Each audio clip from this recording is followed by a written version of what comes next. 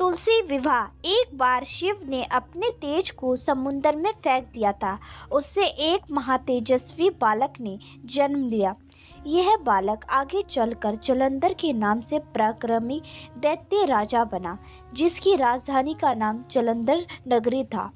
दैत्य राजा कालनेमी की कन्या वृंदा का विवाह जलंधर से हुआ। जलंधर महाराक्षस था। अपनी सत्ता के मद में चूर उसने माता लक्ष्मी को पाने की कामना से युद्ध किया, परंतु समुद्र से ही उत्पन्न होने के कारण माता लक्ष्मी ने उसे अपने भाई के रूप में स्वीकार किया। वहां से पराजित होकर वह देवी पार्वती को पाने की लालसा से कैलाश पर्वत पर गया। भगवान देवादिदेव शिव का ही रूप धारण कर माता पार्वती के समीप गया, परंतु माँ ने अपने योग बल से उसे तुरंत पहचान लिया तथा वहां से अंतर्ध्यान हो गईं। देवी पार्वती ने क्रोध होकर सारा वृत्तांत भगवान विष्णु को सुनाया। जलंधर की पत्नी वृंदा अत्यंत पतिव्रता स्त्री थी। उसी के पतिव्रत ना धर्म की शक्ति से जलंधर ना तो मारा जाता था और ना ही पराजित होता था। इसीलिए जलंधर का नाश करने के लिए वृंदा के पतिव्रता धर्म को भंग करना बहुत आवश्यक था।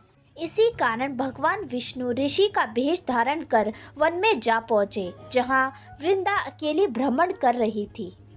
भगवान के साथ दो मायावी राक्षस भी थे, जिन्हें देखकर वृंदा भयभीत हो गई। ऋषि ने वृंदा के सामने पल में दोनों को भस्म कर दिया। उनकी शक्ति देखकर वृंदा ने कैलाश पर्वत पर महादेव के साथ युद्ध कर रहे अपने पति जलंधर के बारे में पूछा। ऋषि ने अपने माया जाल से दो वानर प्रकट किए। एक वानर के हाथ में जलंधर का सिर था और तथा दूसरे के हाथ में धड़ था। अपने पति की यह दशा देखकर वृंदा मूर्छित होकर गिर पड़ी। होश में आने पर उन्होंने ऋषि रूपी भगवान से विनती की कि वह उसके पति को जीवित करे। भगवान ने अपनी माया से पुनः जलंधर का सिर धड़ से जोड़ दिया, परंतु स्वयं भी वह उसी शरीर में प्रवेश कर गए। वृंदा को इस छल का तनिक भी आभास न हुआ। जलंधर बने भगवान के साथ वृंदा पतिव्रता का व्यवहार करने लगी, जिससे उसका सात्विक भंग हो गया। ऐसा होते ही वृंदा का पति जलंधर युद्ध में हार गया। इसी सारी लीलाओं का जब वृंदा को पता चला तो उसने क्रोधित होकर भगवान विष्णु को हृदयहीन शिला होने का श्राप दिया। अपने भक्त के श्राप को भगवान विष्णु ने स्वीकार किया और शालिग्राम पत्थर बन गए। सृष्टि के पालनकर्ता के पत्थर बन जाने से ब्रह्मांड में असंतुलन की स्थिति हो गई।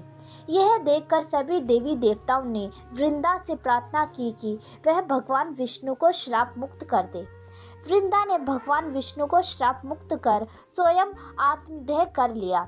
जहाँ वृंदा भस्म हुई, वहाँ तुलसी का पौधा उगा। भगवान विष्णु ने वृंदा से कहा, हे वृंदा, तुम अपने सात्विक के कारण मुझे लक्ष्मी से भी अधिक प्रिय हो गई हो। अब तुम तुलसी के रूप में सदा मेरे साथ रहोगी।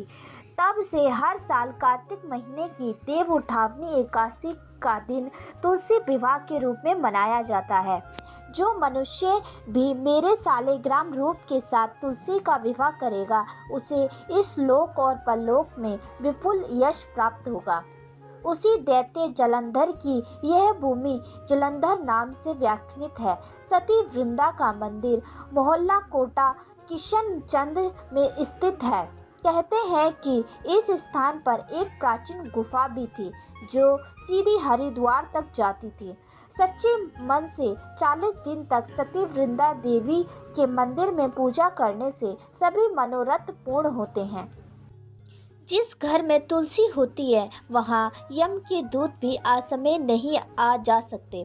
मृत्यु के समय जिसके प्राण मंजरी रहित तुलसी और गंगा जल मुख में रखकर निकल जाते हैं, वह पापों से मुक्त होकर वैकुंठ धाम को प्राप्त होता है। जो मनुष्य तुलसी व आंवला की छाया में अपने पितरों का श्राद्ध करते हैं, उनके पितृ मोक्ष को प्राप्त हो जाते हैं। दोस्तों, आपका बहुत बहुत धन्यवाद हमारी पूरी कहानी सुनने के लिए। और आपको हमारी ये छोटी सी कहानी कैसी लगी प्लीज़ कमेंट कर ज़रूर बताएं। और आपका बहुत बहुत धन्यवाद हमारी पूरी कहानी सुनने के लिए। फिर मिलते हैं आपको नई कहानी के साथ, तब तक के लिए राधे राधे।